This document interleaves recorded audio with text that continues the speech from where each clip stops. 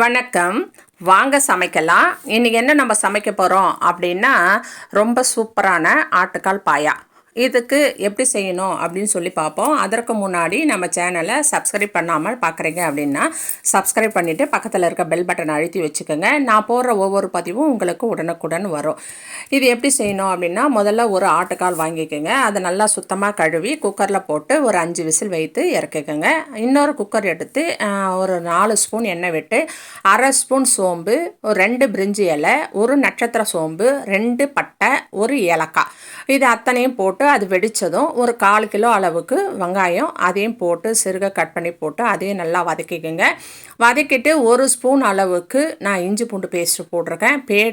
அதையும் பேஸ்ட்டையும் சேர்த்து நல்லா பச்சை வாசனை போக அதை நல்லா வதக்கிக்கோங்க. வதக்கி இந்த வெங்காயம் எல்லாம் குழஞ்சி வரும் பொழுது ஒரு 200 கிராம் பழுத்த தக்காளி அதையும் நல்லா கட் பண்ணி போட்டு இதாக கூடவே சேர்த்து நல்லா வதக்கி கொடுங்க.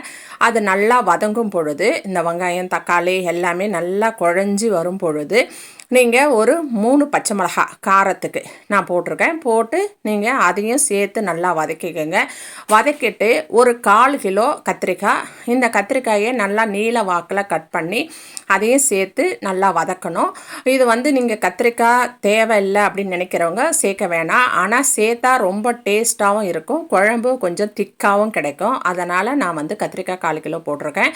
போட்டு அதையும் நல்லா வதக்கிட்டு ஒரு 150 கிராம் மொச்சை, வெண்மொச்சை, இதை 4 மணி நேரம் நல்லா ஊற வச்சுட்டு குக்கரில் ஒரு 5 விசில் போட்டு இறக்கி எடுத்துருக்கேன். எடுத்து அந்த மொச்சையும் இதாக கூட சேர்த்து நான் கலந்து கொடுத்துருக்குறேன். இந்த மாதிரி நீங்கள் மொச்சை கத்திரிக்காயெலாம் சேர்க்கணும், சேர்த்தா நல்லாயிருக்கும். அப்படி வேணாம் அப்படின்றவங்க அதை ஸ்கிப் பண்ணிட்டும் செய்யலாம். ஆனால் மொச்சையெல்லாம் சேர்த்து செய்யும் பொழுது அதனுடைய வாசனையாக இருக்கட்டும், சுவையாக இருக்கட்டும், ரொம்ப நல்லாயிருக்கும். அதனால் கண்டிப்பாக ஒரு முறை இது மாதிரி ட்ரை பண்ணுங்கள்.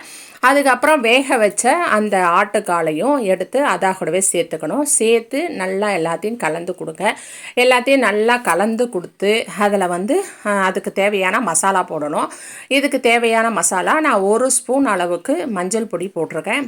1 ஸ்பூன் மஞ்சள் பொடி போட்டுட்டு ஒரு ஸ்பூன் அளவுக்கு உப்பு, 1 ஸ்பூன் உப்பையும் சேர்த்துட்டு ஒரு 1/4 ஸ்பூன் அளவுக்கு இல்லைனா அரை ஸ்பூன் அளவுக்கு நான் கரம் மசாலா சேர்த்துருக்கேன். சேர்த்துட்டு குழம்பு மிளகாத்தூள் ஒரு 2.5 ஸ்பூன் அளவுக்கு. இந்த குழம்பு மிளகாத்தூள் இல்லை அப்படின்றவங்க நீங்கள் தனி மிளகாத்தூள் 1 ஸ்பூனும் தனியாத்தூள் 1.5 ஸ்பூனுமா சேர்த்துக்கோங்க. சேர்த்து எல்லாத்தையும் நல்லா கலந்து கொடுங்க. அதனுடைய பச்சை வாசனை எல்லாம் போகணும். அந்த மாதிரி நல்லா கலந்து கொடுத்துட்டு ஒரு 4 நிமிஷம் அதுக்கப்புறமா நீங்கள் அதற்கு தேவையான தண்ணி விடுங்க. நான் அந்த மிக்ஸி ஜார்லாம் நல்லா கழுவி விட்டு அந்த தண்ணி விட்டுருக்கேன். இது தண்ணி இன்னும் கொஞ்சம் கூடுதலாக விட்டு நல்லா அந்த காயெல்லாம் முழுகிற அளவுக்கு தண்ணி சேர்த்துக்கோங்க. நான் இது கொஞ்சம் தண்ணியாக தான் வைக்கிறேன். நான் சுட சாதத்துக்கெல்லாம் சாப்பிட்ணும் அப்படின்றதுக்காக. நீங்கள் கொஞ்சம் திக்காக வேணும்னா தண்ணி கொஞ்சம் கம்மி பண்ணிக்கோங்க.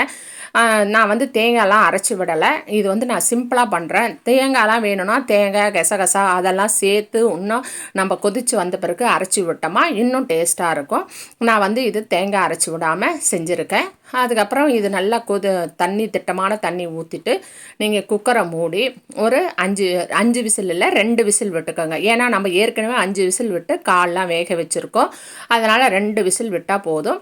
விசில் விடுறதுக்கு முன்னாடி கொஞ்சம் கருவேப்பிலை கொத்தமல்லியும் தூவிடுங்க வாசனைக்கு. தூவிட்டு குக்கரை மூடி 2 விசில் விட்டுக்கோங்க. ஏன்னா ஏற்கனவே கால் வெந்திருக்கு ஞாபகமாக, இல்லைன்னா அது இன்னும் குழஞ்சி போயிடும். அதனால் 2 விசில் விட்டு இறக்கி பார்த்தீங்கன்னா ரொம்ப சூப்பராக சுவையாக அப்படியே பார்க்குறதுக்கே ரொம்ப கலர்ஃபுல்லாக இருக்கும். நம்ம விட்ட எண்ணெய்லாம் மேலே வந்திருக்கும். அந்த நேரம் பார்த்து நீங்கள் இறக்கிடுங்க. இறக்கி இது எல்லாத்துக்கும் நீங்கள் பயன்படுத்தலாம். இட்லி, தோசை, சப்பாத்தி, பூரி, இடியாப்பம் எல்லாத்துக்குமே இது சூப்பராக இருக்கும். சாதத்துக்கும் போட்டு சாப்பிட்லாம். ரொம்ப சுவை மட்டும் இல்லை, ரொம்ப சத்து நிறைந்தது. இதில் நிறைய அயன், கால்சியம் எல்லாமே இருக்குது. அதனால் கண்டிப்பாக சிறியவர்கள் முதல் பெரியவர்கள் வரை மாதத்தில் ஒரு நாளாவது இந்த மாதிரி மட்டன் ஷாப்பில் நம்ம கால் அப்படின்னு சொல்லி கேட்டு வாங்கி செஞ்சு கொடுங்க.